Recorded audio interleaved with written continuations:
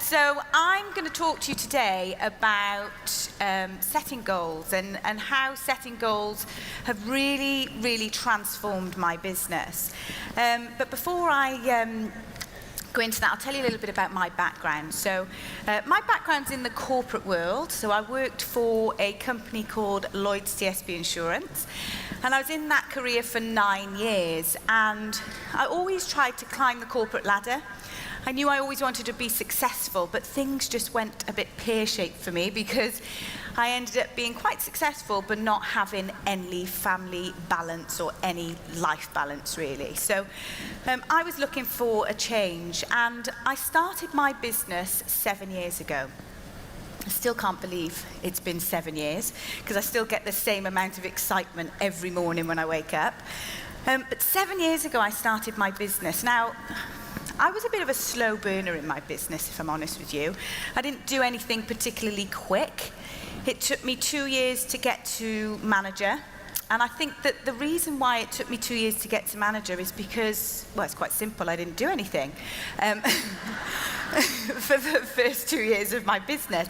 I did do a lot of moaning and blaming and, not taking responsibility. But when it comes to actually work and activity that builds your business, I didn't actually do anything. It took me 6 months to recruit my first team member. And it was a real strange way that I recruited her. I didn't actually recruit her. I don't even deserve the recognition, because she came to me and said, "I want to join your team." And I went, "Well, it's £200, mind." Because I was so shocked that she wanted to join and part with £200. And she said, "Yeah, I know." And I thought, well, I don't quite know what to do now. Oh dear. So I registered her. And then I kind of decided that actually I need to get a bit serious now, because, if she's joining my team, I'm now a leader, so I need to kind of show her what to do. So I need to really do something myself so I know what to show her. So, the fact is I wasn't really doing anything that I needed to do. And the reason why I wasn't doing anything that I needed to do is because I didn't have any goals. Not goals that I was connected to anyway. You see, I wasn't used to setting goals. I wasn't around anybody who would ever set goals, so it was really alien to me. I remember my first goal-setting session that I had in my first planning meeting, and I think I just sat there and talked about all the things that I thought that my sponsor wanted me to achieve, or thought that what I wanted. I said all the things that I thought she wanted to hear, which wasn't right, and it was because I just didn't know what I wanted. I think I did deep down, but you see, I had a bad mindset, and it was a bad mindset of stuff like that doesn't happen to people like me. See, I was brought up in quite an amazing environment of love and happiness, and my family was so, and always have been, so supportive, but we didn't really have much growing up. We struggled, and all I can remember seeing is mum and dad struggling and paying the bills. As much as they tried to keep it from us, we knew that we were struggling. And I just assumed that that's what life was supposed to be, because my aunties and uncles also struggled, my grandparents struggled, and I just thought that was life. I just thought that that is the way life was. And what I didn't realize that I realize now is that I thought that struggling was a normal way of life because of the years and years of conditioning. That's what I was brought up with. But what was really ironic for me is that at an early age, I always knew that I wanted to be something different. I always wanted something more. I didn't want to be the mum that my children could see struggling. Sorry. Hang on. And so what was really ironic is that I always wanted an amazing life. And that's why I joined Forever, because I could see an amazing life. But my bad mindset took over, and I just didn't think that it was going to happen for me. I just didn't have any self-belief whatsoever. Then I learned how to set goals, and my business was stagnant for so long because I didn't know how to set goals. And what was happening is that I didn't know how to set goals, so therefore my team didn't know how to set goals, because they follow the leader. So I also had no self-belief whatsoever. I didn't have any belief, so they didn't have any belief either. So You know, I had to show them how to set goals, but I wasn't doing it myself. So something needed to change, and it was a moment in my life that changed, and it was that we used to have this incentive called Manager's Retreat. And we went to Manager's Retreat. It was always incredible, and I think I remember the session was goal setting, and I just sat and cried for about 4 hours. I just couldn't stop crying over and over. And you know what? I wasn't crying ridiculously because of the goal setting. I was crying because it was the first time sat in that room that I believed that I could. And I believed that I could have something more. And I just believed, you know, just thought, why not me? And I sobbed for hours. You see, I didn't set goals because I didn't believe that I could achieve them. So I thought that I was always going to set myself up for failure. So I was really afraid of putting it down on paper because I thought, oh gosh, you know, I'm going to set myself up for failure.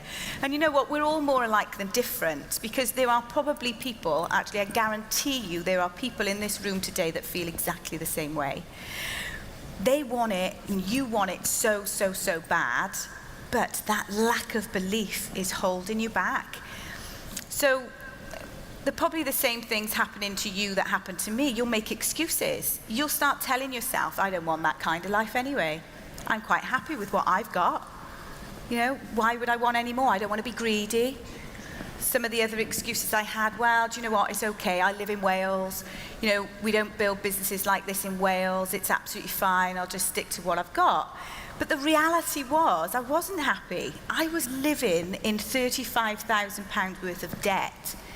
I was literally eating and living off 8p smart price super noodles from Asda's because that's all I could afford to put in my tummy. I couldn't afford to eat anything else. So times were really, really tough. But because of my lack of belief, I just told myself I was happy with the way things were. But you know what? No, it's not okay.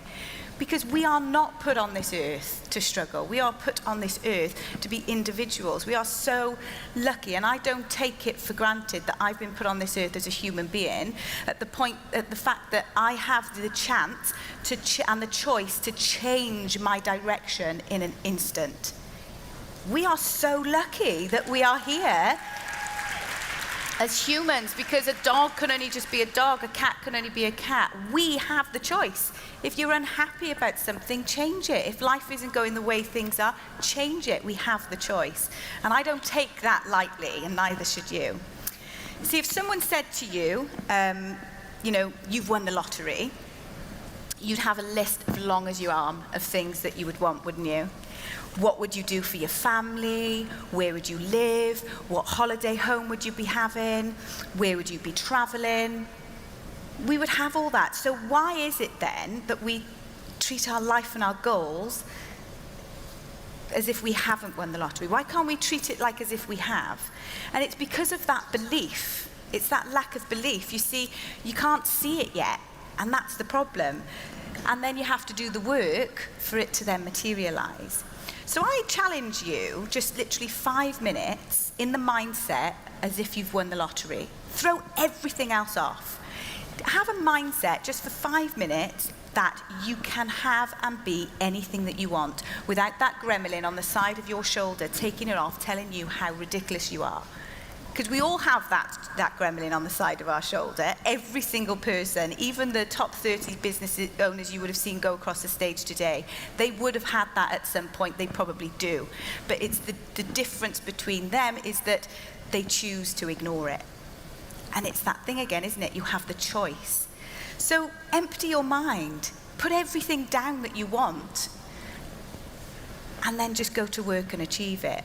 You have more chance of working towards your goals than you do have leaving your life to chance and winning the lottery. So let's just work towards them. Put those goals down. Don't leave your life to chance. Make it happen. See, I believe the secret to success is setting goals, and I believe that the secret to setting goals is belief. Belief in you, but also really importantly, the belief in other people as well. And you see, for me, goal setting became really, really easy when I just believed in myself. And it will for you too.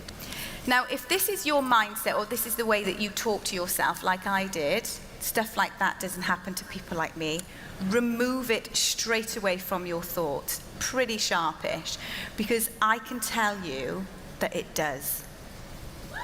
It does. Stuff like this, big stuff, can happen to just ordinary people. Because why not you? I'm living proof of it, you know? And I'm really passionate about that if I can do it, or if you see anybody across this stage, you can do it too. And the only thing that will hold you back is that belief. So start working on what your limiting beliefs are. Start thinking about the things that are holding you back. And start, changing your conditioning over life. Start being really self-aware. Think of the things that are holding you back and change it, and start telling yourself that I can and I will. It doesn't happen overnight. It's something that you will need to work on, probably the rest of your forever journey, because you're going to be something different. And to be something different, you have to think in a different way. You have to tell yourself that you can. So no one is ever the finished article. You'll always have belief challenges along the way, but it's how you deal with those belief challenges that is the important thing. And you know what? It's really, really important to borrow somebody else's belief in you until you're done working on believing in yourself. And I can say that's the biggest tip that I can give you, because that's what I did. I just didn't believe in me, but someone else did. But I allowed them to believe in me, and there's a difference. And tell your team to borrow their belief in you as well, because we all need somebody to say those magic words. And those magic words are looking at somebody deadpan in the eyes and coming from a place of complete and utter, belief, and saying, I totally believe in you. You say that to your team and you see what happens. So when I then learned to believe, it was then literally, to put it quite simple, getting a grip and just getting out of my own way, to be honest with you, because I'd identified it, I could now move forward. And these are the beautiful boys that helped the magic happen for me. I started to realize what was important, and it wasn't the fast cars, it wasn't the shoes, it wasn't the handbags. They're amazing, I wouldn't give them back, of course, but it wasn't those things. It was the memories. It was creating the memories. I've created memories for my family that they would never have been able to create. I took my sister and my mum to New York last year, business class, and put them in a 5-star hotel. They never would have the chance to fly in business class, but I made that happen for them. And the memory that we've got for the three of us going on holiday together and having those experiences is incredible. It was the memories that are important. And when I realized that, I was able to go to town on working on my goals. And you'll probably find that a lot of your goals might not be the fast cars, the big stuff, even though it is lovely. It's something that's a bit more emotionally connected. I can't take my car with me, to the grave. I can't take my shoes. I will, actually.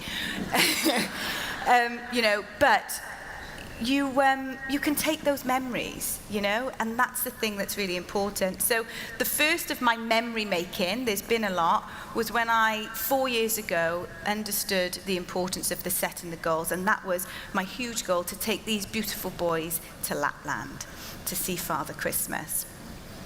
And this picture sums it up to me.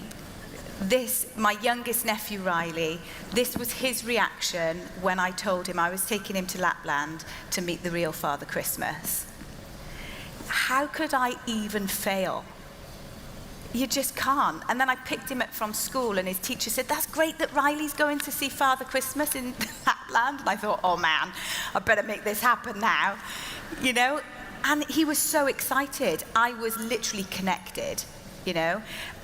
So what is going to connect you? What makes your heart bleed? What gives you that burning desire of literally whatever it takes? I would do whatever it takes. And I did. And this picture was on my goal board every single day. And I looked at it every single day. And I cried every single day. And it was not because I was sad, and it was not because I didn't think that I was going to do it, or the hard work that I had to do it. It was because I actually believed that I could. Because I told myself, and I was not letting those boys down.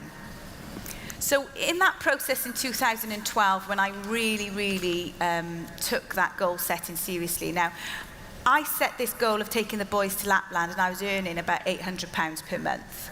I could have told myself I can't do it, but my mindset was I'm having it, I'm doing it. My self-talk was right. And in that process, I probably couldn't even afford to pay my bills at that time. But in 6 months, I took my income from £800 to £6,000 just from focusing on that goal, that meaningful goal. I was literally unstoppable, laser focused. It was happening. And that's what...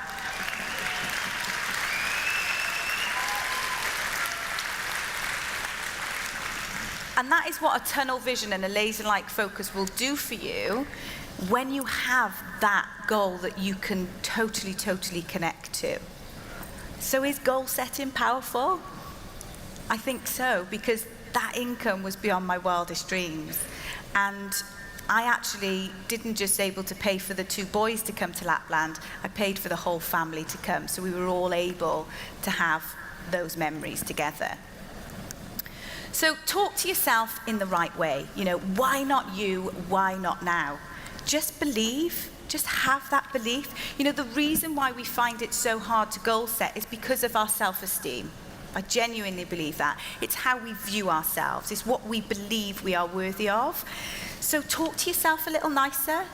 You know, and I want you to do something. I want you to think about, we all do it, all the horrible things that you say to yourself. Think of the things you might have said to yourself this morning. And then just ask yourself the question, these horrible things I'm saying to myself, would I say that to a best friend? Think of the things when you really sit there and you go to town at running yourself down. Ask yourself, would I say this to my best friend? And if the answer is no, then don't say it to yourself. Because if you don't praise yourself, who's going to? You know, if you're not going to love yourself, who's going to love you? You are your best friend for a long time, for the rest of your life, and you are your best friend. So be kind to yourself, and start talking to yourself nicely, and start telling yourself that you can. You are a champion, and you can have amazing things. So write a list of all the things this is what I did. I wrote a list about all the things that I used to tell myself that were bad about myself. And then what I just started to do is I flipped them. And instead of saying them negatively about myself, I started to say them positively. So this is a ridiculous example, but one of the things is I thought people wouldn't take me seriously because I was short and I looked young. So I used to just tell myself, I am tall, I am a champion. People are going to take me seriously. So I took the negative and I flipped it. So if you're kind of thinking, how am I going to start with this changing of my bad self-talk? Start with that. Write down all the things that you think negatively and flip it. And tell yourself the positive version of that every single day. If you start telling yourself something enough, then you will start to believe it. I promise you. So just give yourself a break. So that's some of the kind things you can say to yourself. You're amazing. You are good enough. You're worth it. I wake up every morning and I've got a mantra, and this mantra I've been doing since 2012, and I will share it with you. Some of you already know it. I wake up every morning and I say to myself, even now, I can and I will. Failure is not an option. Come on, champion. Let's get to work. How many lives am I going to change today? And I do a little skip, and I start my day really right. You cannot start the day in a bad way. Even if I sometimes stub my toe when I'm skipping across the room, I'm still happy, you know? You take charge of the day, not let the day take charge of you. So then just to round up with some of my top tips is that work on you, be aware of what is holding you back so you can change it. Let other people believe in you. Some people might find that quite hard to do, but just get over yourself. Let someone believe in you. You believe in you, believe in other people, talk to yourself in the right way, tell yourself you can, talk to yourself in the positive affirmations every day, emotionally connect to your goals, create a plan. You know, your goals won't work without a plan. Create really good habits, and never, ever, ever, ever give up. Because before I set that goal, I nearly gave up. And it makes me so emotional to think, what on earth? What would my life be like if I had given up in 2012? And I just look at the life I've created for my little boy and I just think, wow. So,